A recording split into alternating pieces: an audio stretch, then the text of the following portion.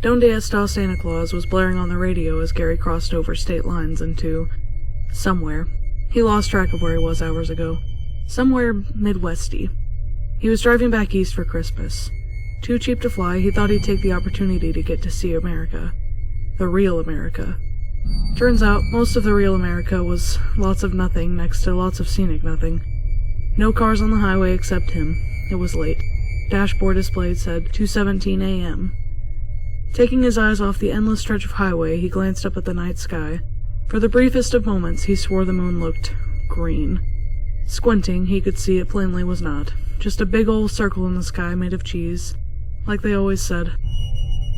It's amazing what you think you see after 17 hours on the road. He smeared his open palm down his face, trying to get the sleep out of his eyes by force. The husks of 5-hour energy containers littered the passenger seat. He instinctively reached for another pick-me-up, but swore as he remembered he'd sucked dry the last one about 80 miles back. He needed to find somewhere to crash for a few hours.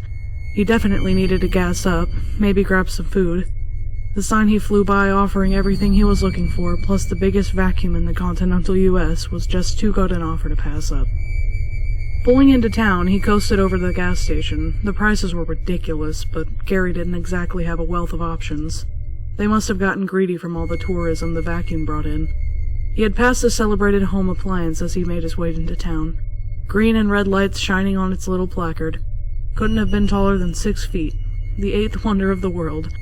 As he stood outside his Honda in the bitter cold, Gary saw the neon glow of a sign promising donuts, burritos, and hot dogs. His stomach rumbled. Between sleep and hunger, it looked like hunger was going to come out on top. He looked around as he rubbed his hands together for warmth. Amidst the shuttered shops and gray buildings that made up the small town, he could see a diner across the street. Whatever they got had to be better than, he assumed, day-old hot dogs. The pump stopped with a loud gulp. He placed it back in its gas-soaked cradle, inserted his card, tossed the receipt, and drove the 100 yards over to the diner. He saw a cop car parked out front. A middle-aged policeman appeared to be dozing inside, half-finished Twix bar in hand. Guess the donuts at the gas station weren't up to snuff, Gary thought, as he slammed the car door shut and pushed open the sleek metallic entrance to the diner. The bell above the door jingled brightly, alerting the diner patrons of the new arrival. 5 or 6 other people were scattered throughout, munching on curly fries and slurping milkshakes.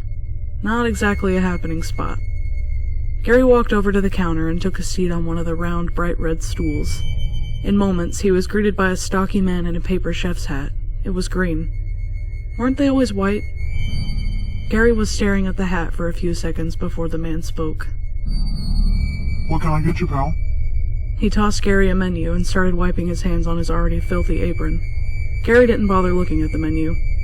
Double bacon cheeseburger, mid-rare, curly fries, 2 waffles, and a Coke in the largest glass you got.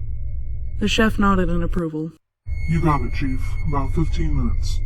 After a few seconds, the chef plopped a football-sized glass in front of Gary, completely shielding himself from view. It was large and plastic. The container itself seemed to shimmy and undulate with the absurd amount of soda and ice cubes floating around inside. Gary shifted the glass slightly so he could see the chef and thank him. No problem, bud. The chef casually dropped a straw in front of Gary. Gary ripped off the paper sleeve of the straw and dropped it into the glass. It disappeared instantly, vanishing under all those dark bubbles.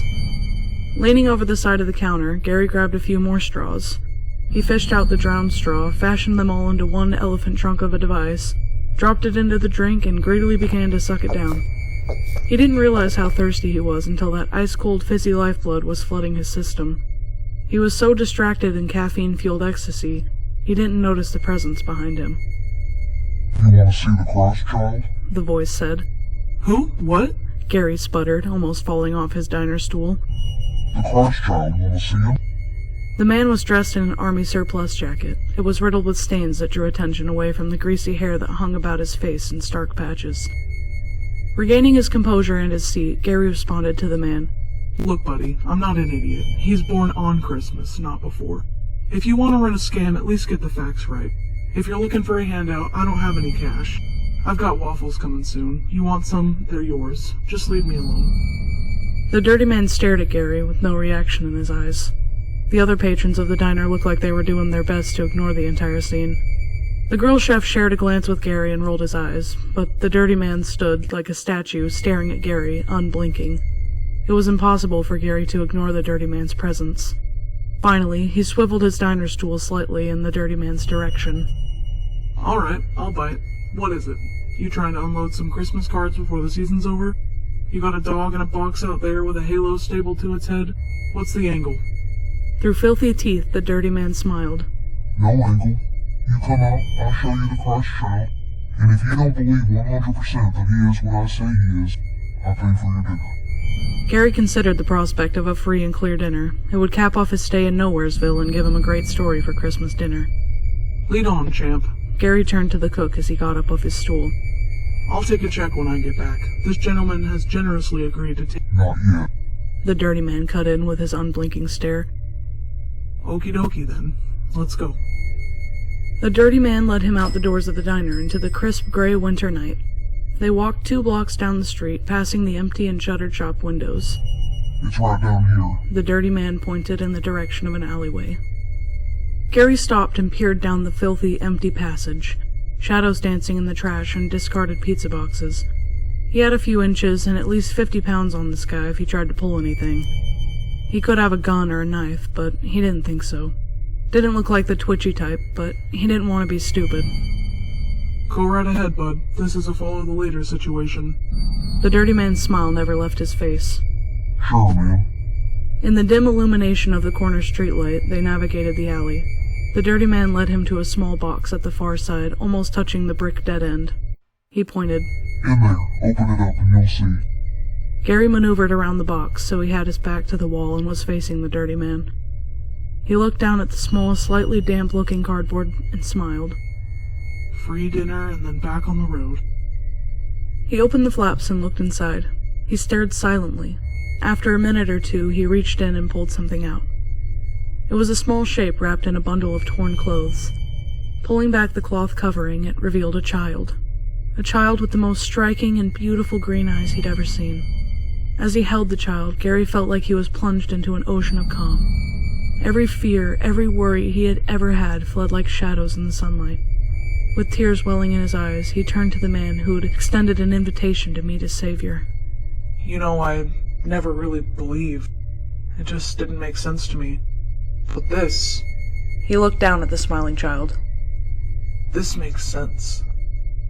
An energized look crossed Gary's face. Who else can we tell? Everybody has to know about this. He was cut off by the large set of jaws that clamped down and tore out his throat.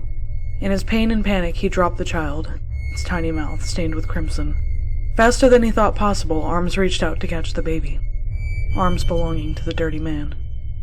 Sliding down the brick wall of the alley, Gary ripped off his sleeve and stuffed it against the spurting open wound on his neck in a desperate attempt to staunch the bleeding. That's not the Christ child. He choked out, struggling to stay conscious. The dirty man stroked the light tufts of hair on the baby's head as he spoke. Oh, it's the Christ child, all right. He motioned to the opening of the alleyway. The diner patrons, the grill chef, even the sleeping cop he had passed parked in his patrol car. They were all gathered there, crowding out the light, all staring with their brilliant green eyes. It's just not your Christ child. It's ours. The dirty man smiled his dead-eyed smile. And every Christ child needs gifts. Thank you for bringing the first. The last thing Gary ever saw was the dirty man lowering that thing wrapped in swaddling clothes down to his level. It gurgled as its tiny face split apart to make way for endless rows of shiny, red-stained teeth.